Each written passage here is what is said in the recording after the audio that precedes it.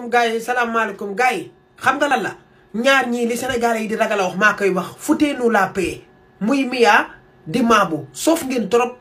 bu ngeen bëggantee doo leen sëy te yàlla tax dund seen vie te bàyyi réseau yi ñun tànku Sadio Mané bi lan dal ak coupe du monde bi soof ngeen trop bu dee dëgg la ci yéen kay xool naa seen Instagram kii abonné ci kii abonné ci kii bu dee dëgg la da ngeen di bolokante seen yoon suñ yónneewul ci seen mariage soof ngeen trop bu kii génnee son wax naan yaay sama yaay doom kële génn naan ay sarta wala Mia soof ngeen danoo sonn dimbali leen Sénégalais yi ku leen ko waxul da leen rus man duma naa fekk comme Sénégalais yi naan waaw bu ma sañoon ngeen delluwaat ñii seen marketing la ñuy def bëgg bës te soof ku ci fay rek daal di créer dara bu leen ñu ndayu yëpp ñun seen morom nekk ko fi quoi coupe du monde bi la ndayi tal ak